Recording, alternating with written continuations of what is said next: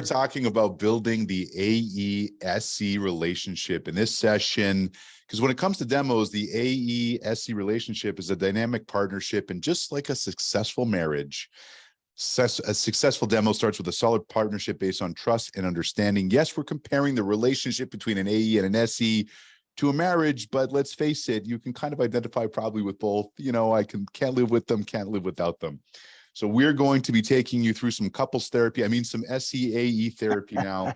We're going to strengthen the relationship with two of the best gentlemen in the game. And it's kind of like your kids. You're not supposed to have a favorite session, but maybe, okay, I didn't say that. No, I'm just kidding.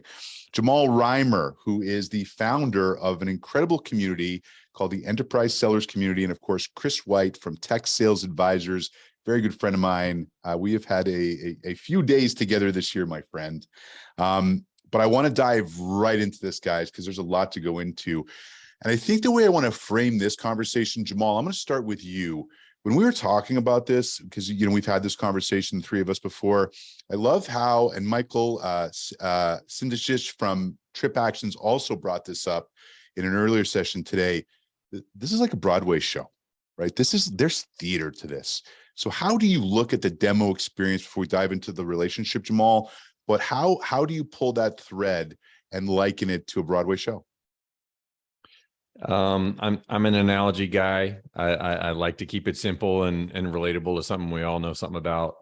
And I think the Broadway show is a great analogy for the wholesale cycle. So the context here is that my selling reality was always on the enterprise end, which means that ultimately when you're doing a real dog and pony show, that the centerpiece of which can be the demo, there's a lot of folks that could show up, right? So there could, you know, pre-COVID and probably it's coming back now, you get 10 or 20 people in a room to have a fairly deep session. And again, the corner piece is the demo.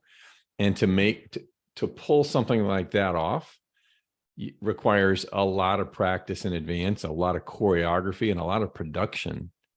So I think the analogy is a great one because, you know, you're going to have a act 1, act 2, act 3. You're going to have in the act 1, you're going to have scene 1, scene 2, scene 3.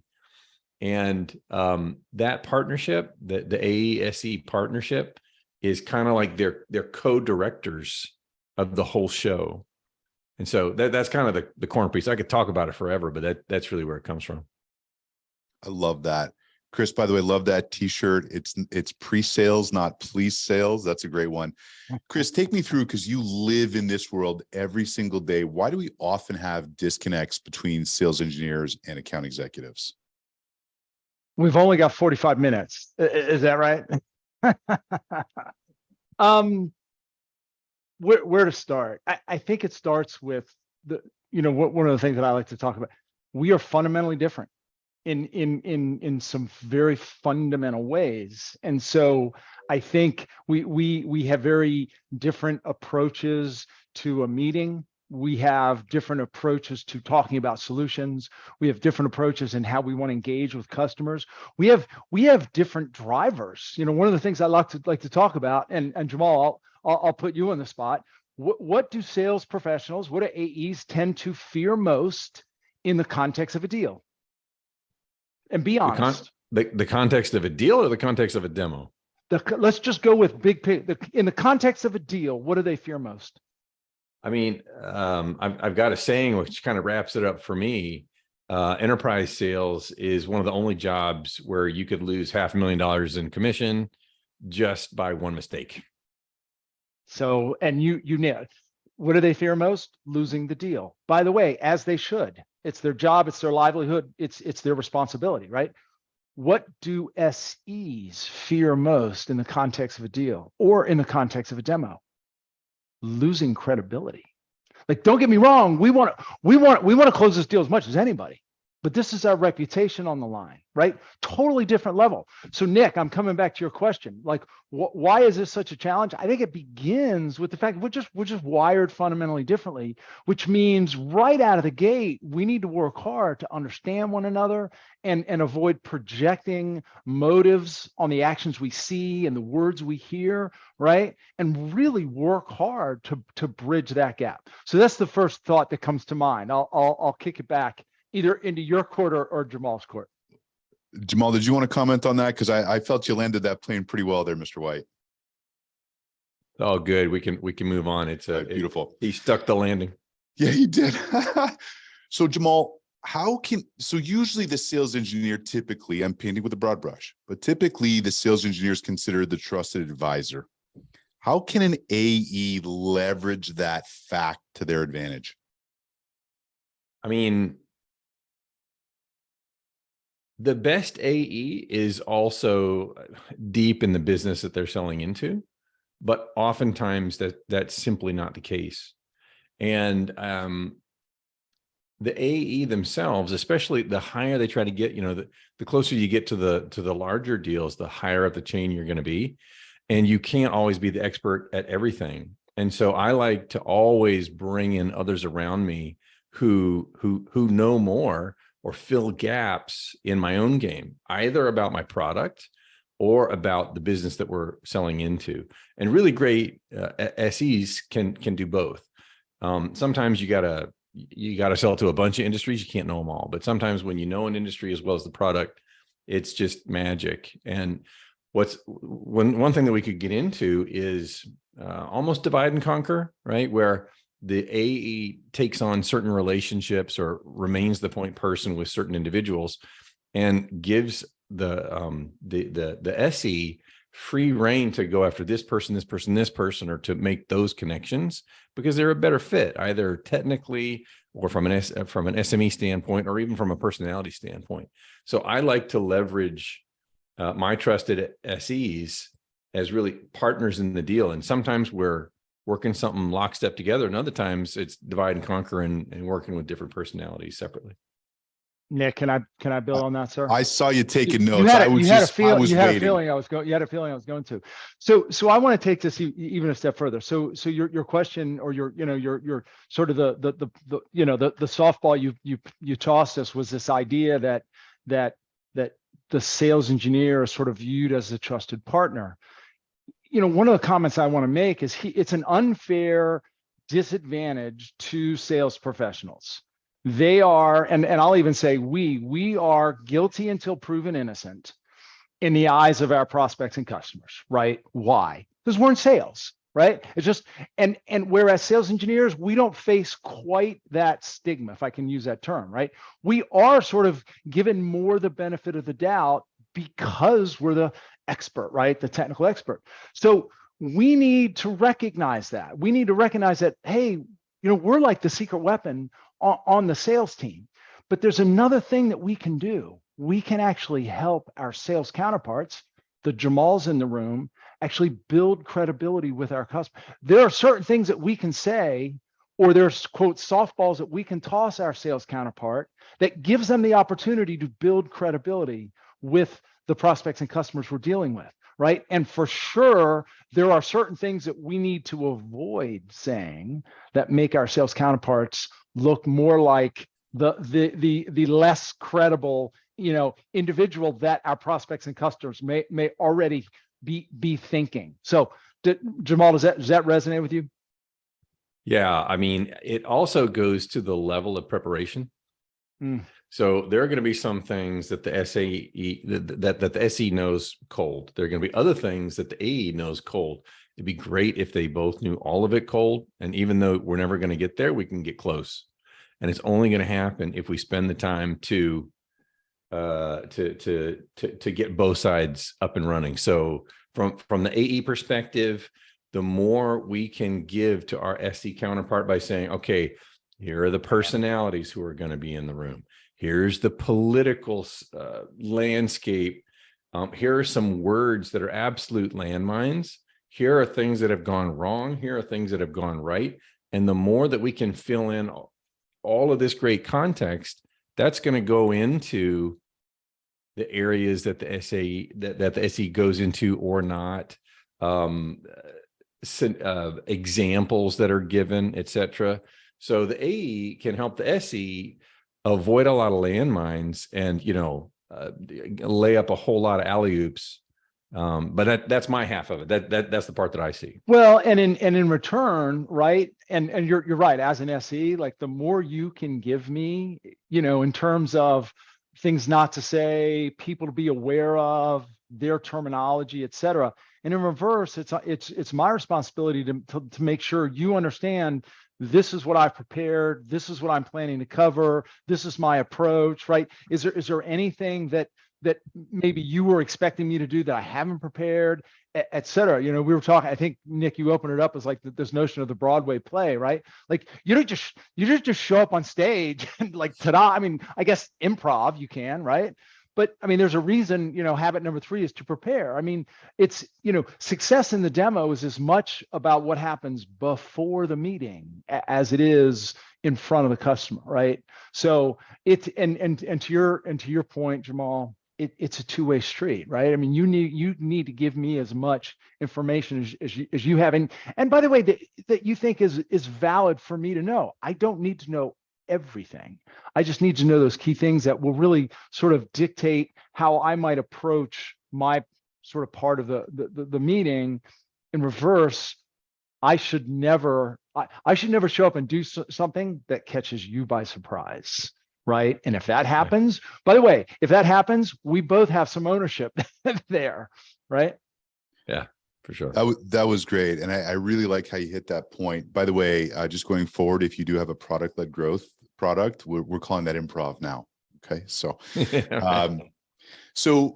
I want to hear both from both you gentlemen on this. And obviously we're going to paint with a broad brush, because understanding that the dynamic, the persona, and the product would change this. But ideally, who do you want handling discovery? Jamal, let's start with you. Should it be the AE, the sales engineer, a combination of both? How do you look at that?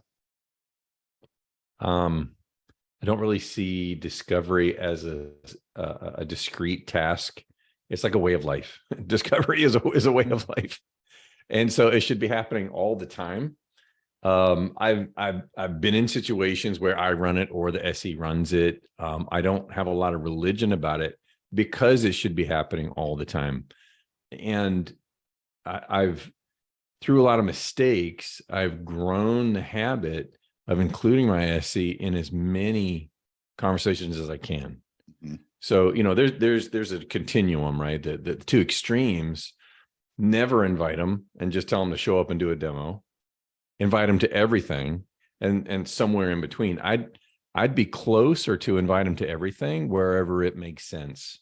So the way that I think of it is, if I'm going to have a shot at asking some good questions and going deep in a certain area of the business, certain area of the problem, whatever, I want Sean to be with me, right? I want Jack to be with me so that they can hear it directly from the customer.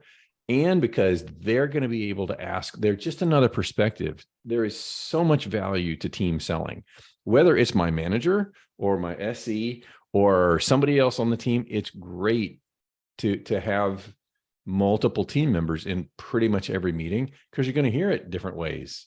You're going to interpret what they say different ways. You're going to have different follow-up questions. So the more you team sell, the more perspectives you're going to have. So you're going to have a more complete outcome and response. I think hearing the different voices is really key. Funny thing, but this weekend I went to an escape room with my daughter, and it was myself and 2 other adults, and we thought the 3 adults would be solving all the puzzles, but it was interesting having her different perspective on things, and she actually, came up with a bunch of ideas. So a little bit of an analogy, but I think that it's relevant to what you just said. Chris, did you want to follow up on that? Of course. The first thing that Jamal said was literally almost took the words out of my mouth. Discovery is a process. It's not a one-time event, right? So, and by the way, as an SC, when does my discovery begin? The moment Jamal or my sales counterpart invites me into a conversation, right? My discovery begins with my AE. Who are we talking to? What do we know? What are the stages, et cetera, et cetera, et cetera, right? And then when we do have the opportunity, and look, and Jamal, I love the fact that there are 2 extremes, but this is something that I deal with virtually with all of my clients. Some of the SEs I work with complain because they're brought in too early, and they're like, I'm involved in every conversation and I don't have the bandwidth, and the others complain about not being brought in early enough, right? So it is a challenge for an AE to know, like, when is the right time to bring in my sales counterpart, right? The other thing I'm inspired to share, and Nick, I don't even know if you've heard me talk about this, but when I talk to SEs, the way I explain their role in discovery is analogous to a definition that I heard for IQ a number of years ago. I'm going to briefly explain. Nick, you spent what, a decade on cruise ships, right? Sure. I've never been on a cruise ship. Is it fair to say that you have a higher cruise ship IQ than me? I would say yes. I think that's a very safe bet. Now, what does it mean, folks, that Nick has a higher cruise ship IQ than me? He and I could walk aboard a cruise ship together. Nick would see things that they don't even hit my register. The ability to make finer distinctions. That's the definition of IQ. So SEs, what is your role in discovery? Making finer distinctions about what the customer is trying to achieve, about how best to position the solution so that we can achieve the technical victory and ultimately a closed won deal. Making finer distinctions. Back to you, Nick. How do I go back to that? I mean, my gosh, goodness gracious. Quick question, and this is from Sam. Let me toss this to you, Chris, and then I have another question for Jamal. How do you handle objections from a discovery point of view? Like, I don't want to answer this question again. Let's get to the demo. How do you deal with that? I don't blame you for a second, and we'd be delighted to show you the demo so that we don't waste your time. Is it worth just spending a few more minutes so we have a better understanding of what you might be looking for, or are you okay just jumping to the demo at the risk of it not being overly applicable? Okay, that's great. Thank you very much. Jamal, how do you look at using your sales engineering resources? Should they be pooled ideally, so you have a lot of different people looking at a lot of different things? Should you develop a one-on-one relationship with an account executive? What's best practices in your experience? It's a great question. I've never been able to choose. So I've always had to just go with the flow. And what that has tended to be, I can only speak to my own experience. Mm-hmm. There's a pooled bench of resources, SEs plus others, and they're always being distributed for use and engaged in different sales cycles. Two things tend to happen. One is just the availability, and two is when you start to identify who's good. And it could be even everybody's good, but they're different levels of good, or they're good at different things. And so as an AE, once you get to know an SE team, you start to develop your go-to person or individuals for different reasons. So that's just a tendency that has just tended to happen. I mean, I could see a world where one-on-one could be really useful. Then you get into a really, a deeper cadence, right? You get to that Batman and Robin. I say it, and it was in the chat, and you can really develop that kind of trusted partnership. I've never had the bounty of having that, because I've always been in a pooled resource model. So anyway, what resonates with me most is you get to know the team, you get to know who's good at what, and then you got your go-to folks for different scenarios. That's great. Chris, how would you look at it? So before I answer your question, Nick, I'm inspired to share with you, to replay for you the words that I heard you use, because I think it's important for us to be aware of the words that we use. Your question was, and I may be missing a word or two, but your question was, how do you like to use your pre-sales resources in a pooled model or a paired model? I think therein lies part of the problem, is that, and by the way, this is industry-wide. We think of it as using resales resources instead of, here's the way that we should be asking that question. What's best? What organizational structure is best to create an effective AE-SE relationship or an SE partnership? Or what's the best organization for the partnership between account executives and sales engineers? A pooled model, a one-to-one model, a one-to-many model, right? Because I think the more we start thinking about this as a partnership instead of resources to be used, it instantly begins to change the conversation. And by the way, I've seen a few people say something about the AE, parent-child, partnership. There's something I'm inspired to share, and I'll share. Also, I think now's a good time. I believe in what I call the 51-49 rule. What's my 51-49 rule? I do believe that as a sales engineer, we deserve an equal sort of stake at the table when it comes to how to approach the deal, how to approach the meeting, how to approach the conversation or the opportunity. But I give you, Jamal, the final vote, because at the end of the day, you own the opportunity, and it's your head that's on the line more than mine. What's the 51-49 rule? You get 51% of the vote, I get 49. I'm going to tell you what I think. I'm going to tell you what I believe. But at the end of the day, I'm following your lead because you own the opportunity and you own the account. Does that resonate? Like a drum. For me, it does. I mean, this is related, but not exactly. There's a huge difference. I read about this once, and now I teach it. There's a huge difference between responsibility and accountability. It's huge and it's subtle, right? And if there was a difference between the two, both the AE and the SE are responsible for tasks within a deal. But at the end of the day, it's the AE who is accountable to get it over the line. Because accountability means you're on the hook, whether you're doing the tasks or not. You're on the hook for the outcome, not all the tasks. So that's how that came to mind as you were talking about that. Well, and if I could build on that, one of the things that I hear a lot about, hear a lot when we talk about the AE SE partnership is empathy, right? And by the way, Nick, I got to give you props. I think in the actual title for this session, you called it the SE AE relationship. I don't think I've ever seen the SE put first, by the way. So, I got to give you props for that.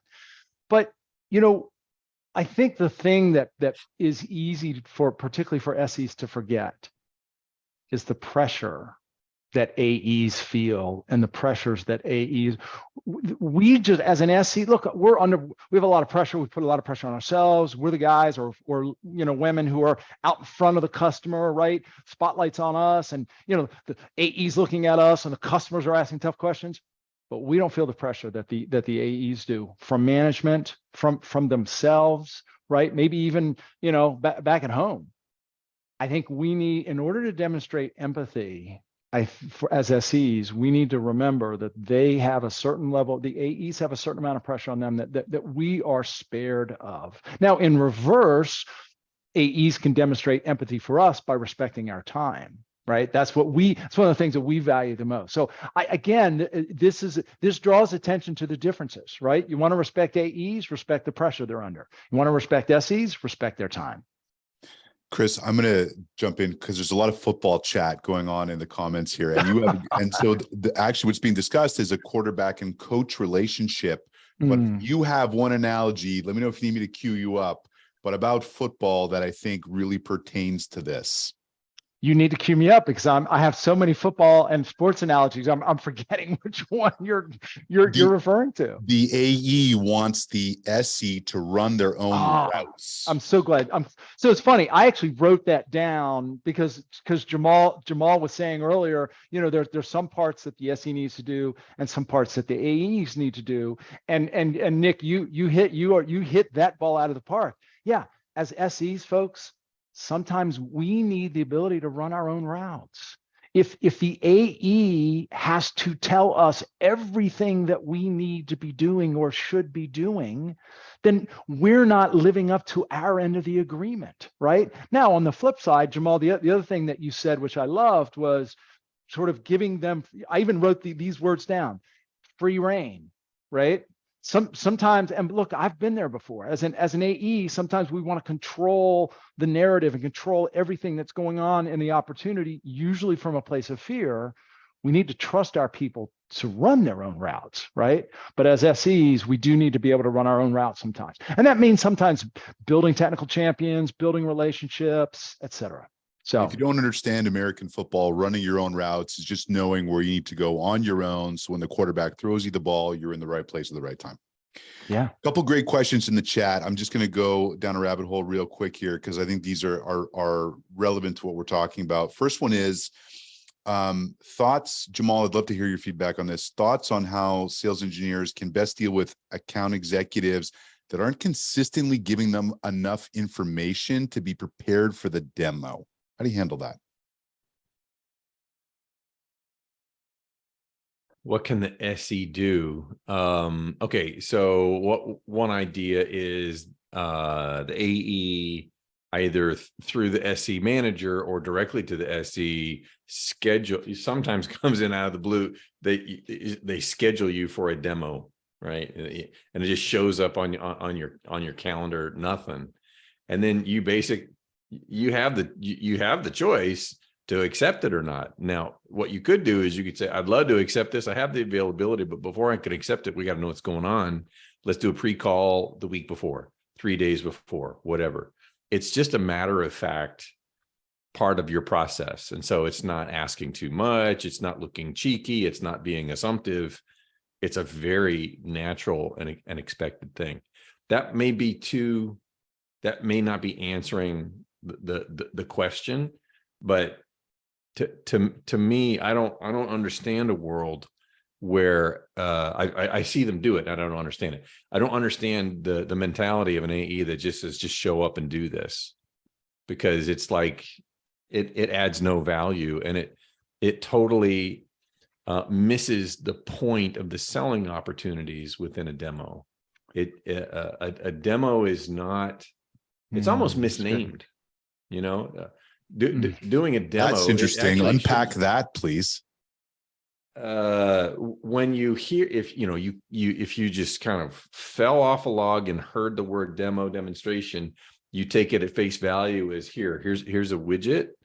It's got a top and it's got a bottom, and very shallow, not even really a conversation. But what really needs to take place in a demo is this. It's a show. It's a business analysis. It's a relationship deepening mechanism. There's so many layers to what you can achieve within a demo. To just show a product's features and functions does disservice to everybody in the room. Chris, before you chime in, because I know you're ready and waiting, I'm same kind of question, but I want to pivot it a little bit. I want to pull this out of you. Why do SEs feel they need permission to take a stance? How would you ideally like to be empowered by your account executive so that you don't feel you're tiptoeing around? I think for starters, most SEs, we are people pleasers. We tend to be people pleasers. We don't want to disappoint anybody, much less our sales counterparts. I think part of this has to do with seniority. If I'm relatively new to the company or I'm relatively new to pre-sales, I may be far more reluctant to, people like to use the term pushback. I personally don't like the term pushback. My preferred term is just don't be a pushover, which means you need to know when to stand your ground. That sounds like another t-shirt. You need a swag shop, by the way. I do have a swag shop, but I'm just not very good at promoting it. So thank you for saying something. But, I think, and this really gets, honestly, Nick, your question gets to the core, I think, of the difficulty that AEs and SEs have. And I tell this to all the SEs that I work with. Here's what I know to be true about most of the AEs that I've ever worked with. They're gonna push until they find the limit, as they should. It is their job to generate revenue, to help keep the business in business. right? So we need to let them know sort of where the lines are and where the boundaries are. And let's, and I saw some of the things in the chat, right? Jamal put something on my calendar. And you know, sort of sight unseen, really, what should my response be? I could get upset about it. I could take that personally, right? I heard a great acronym the other day, Q-tip. Quit taking it personally, right? Or I could call up, I could pick up the phone, right, and give Jamal a call and say, hey, Jamal, I saw you put a meeting on my calendar next week. You know, as you well know, I want to do nothing more than to help us close as much business as possible. And so if there's an opportunity for me to engage, I'm all in. Now, at the moment, I don't really see much context. I don't know if you've done any discovery. So can we spend a few minutes talking about this? You know, what do we know? Where are they? Will we have some time to do some discovery? Maybe in the beginning of the meeting, right? Let's have a conversation. But we tend to get emotionally worked up. We sort of jump to conclusions, right? And then it just sort of spirals out of control. So I don't even know if I answered your question. No, but you that's did. where my mind went. No, you did. You did a very good job. But Jamal, I'm going to ask you this now, because you've told me the expression, this is from your mouth, we win as a team, but you lose as an AE. So when you're talking about $500,000 of commission in the balance, how do you trust? That's very difficult to trust when you're talking about $500,000. Yeah, you're holding on, you're white knuckling a lot. Unless you've been around, unless you've lost more than you won and you know what the odds are, you play the game anyway. So what's really the question? How do you trust when the stakes are high? Is that the question? Yes. What comes to mind is you trust because you've been rowing together in the same boat for the whole journey. If you're just kind of parachuting people in, how can you trust somebody you haven't really worked with deeply? How can you trust that they'll know their routes or they know the landscape? You know, journeys are for a company of friends, right? They're not for individual. You know, the whole idea of a lone wolf rep. They certainly exist, but I don't know that they do everything by themselves. They might have their own ideas, but even lots of lone wolf reps that I know still know how to leverage the team in the right way. So for me, trust comes through experience and kind of, you know, tribal knowledge on every deal. And when you've got, I mean, I could show you pictures of not only my SE team, but my executive team sitting in a conference room on a Sunday all day, preparing for the last big executive demo on Monday. And it's like the third time that we've done this over 3 months. That's trust. When you're in the trenches, when you're in the foxhole to that level, you know what everybody's good at, you know what they're not good at. And you've divided out the roles, and you support each other throughout this kind of shared responsibility.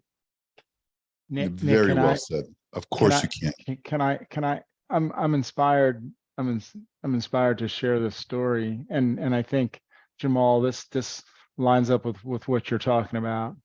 When I first broke into pre-sales, and anybody who's heard me talk before has probably heard me say I was 15 years in an IT consulting, enterprise architecture consulting profession before I got my first sales job as a pre-sales engineer.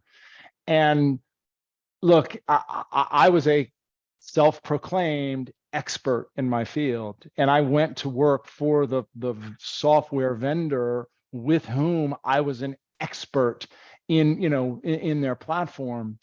And I attended my first sales kickoff. I'd probably been with the company 4 or 5 months. I attended my first sales kickoff. It was in Dublin. And at one point, probably the first night, there was sort of the typical sort of reception. And there was a group of people who were, I could tell that was like the inner circle. And this company had 4 or 5 different product lines. This was the inner circle of the product line that I was an expert, a specialist in, right? There was some product managers and product marketing and some of the lead account executives and a few sales engineers and probably, 10, 12 people sitting around having a beer, laughing. And I sort of felt like I was on the outside looking in. And I had gotten to know the gentleman who ran professional services globally, and he and I were chatting, and I sort of pulled him aside at one point. I'm like, what does it take to sort of get in the inner circle? And he's from New York, he had this rough accent. He said, "You want to know the truth, Chris? You got to prove yourself. You got to earn it." And I was like, I get it. And I won't say his name, but I was like, I get it. And from that moment on, I was determined to prove that I had the chops, that I could do the job. And to me, you ask about trust. Mhm. Trust doesn't happen overnight, right? It's both. Trust needs to be extended, but it also needs to be earned, and in both directions. So anyway, Can I just say, you guys need your own show together? Okay. I'm going to go through some quick hits here. So just some quick answers on this, because there's a lot of great questions. Okay. I still got more to go through. We could have done a lot longer on this session today. Jamal, real quick, should SEs and AEs report and roll up to the same leader? Yes. Chris? I mean, question. it depends on what level should they both roll up to the CRO? Yes. Below the CRO, I think that's where it splits, my opinion. Interesting. Casper's got a great question. Chris, when you start as a sales engineer in a new industry, so you're inexperienced, how do you develop that cruise ship IQ? How do you become becoming a technical expert only gets you so far? So we could spend 45 minutes on this question, but I'm going to respond in this. When I look at the skills of a sales engineer, I break them into 3 categories. The quote technical skills or product skills or what have you, people skills, and sales skills. So if you've joined this new company and you've spent 5 or 10 years in pre-sales, you've got the sales skills, the people skills, and you're just learning, you need to double down on the technology, learn everything there is to learn, right? But if you don't have the technical skills or the sales skills, I mean, look, to be fair, I mean, that's a pretty, long road to hoe. But to me, it's practice, it's part or shadowing people to learn. And you've got to develop those are the 3 skills you've got to develop. So I don't know if that's helpful or not. Whoever asked that, give me a call or reach out to me after the fact. By the way, you should be following both of these gentlemen on LinkedIn as well as Demostack. This is great info for you. This is the type of content we're putting out on the Demostack LinkedIn page all the time. So definitely check that out. And we have a bunch of questions about enterprise sales. We're going to skip those just for the sake of time and go back to the main topic. But I have sat in on one of Jamal's sessions at the Enterprise Sellers Community, one of the most dynamic, interesting. I walked in there as someone who sold his whole life, and I walked out looking at sales in a different way after one session. So if you have enterprise sellers on your team, highly suggest you check out Jamal. And also, I have almost everything I've learned about pre-sales this year, or a lot of it, has come from Chris White. And I've sat in on his workshops and his boot camps. And if you have a chance, definitely spend some time with Chris, because he does get deep. And we're going high level today just for the sake of time, but a couple more quick questions, gentlemen. What happens, Jamal? I'm the AE and my SE is getting in the technical weeds. How do I pull them out?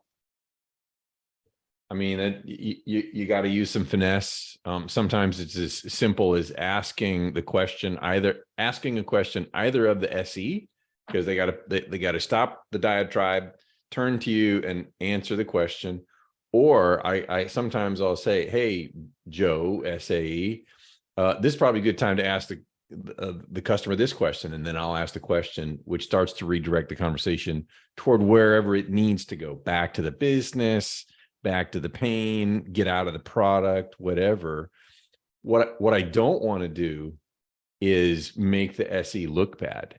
Mm-hmm. Oh, would you please stop going so deep? This is and make fun of it, or in any way belittle what's going on. That doesn't help anybody. It's got to be, you got to deal with integrity, respect, and finesse, because you are creating a redirect. But sometimes I need to be redirected too, right? Because the AE could just go off in whatever direction, sometimes feeling that they need to look like the expert, so they do a whole bunch of talking rather than listening. And that's also a bad move. And the SE can play just as much a role to redirect the AE with the same level of finesse and respect.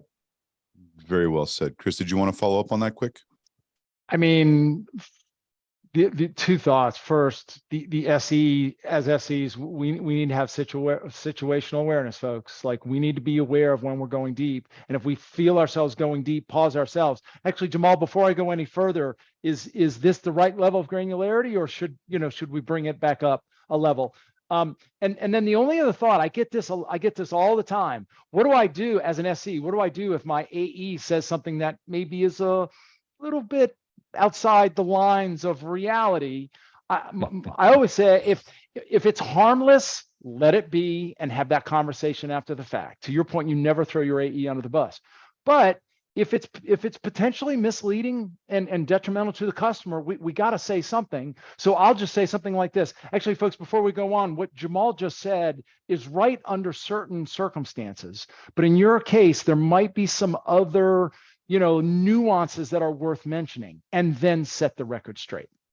Oh, really good. That was great, Chris. That's very impressive. Real quick housekeeping note. We ran a post at Demostack the other day asking AEs, who's your favorite SE you ever worked with? We ran a contest, and we're happy to announce that Austin Stone of Routable has won a $200 gift card for that. So congratulations to you, Mr. Stone. Guys, I'm going to have maybe one more quick fire question here for you. Actually, I think this is important, but give me quick answers. Do we need to storyboard our stories for it as a team? So do we need to be literally crafting this narrative together? Jamal, to you first. I mean, it depends on the level of importance of the demo. If it's a critical demo, absolutely. That falls in line with the whole story of the Broadway show.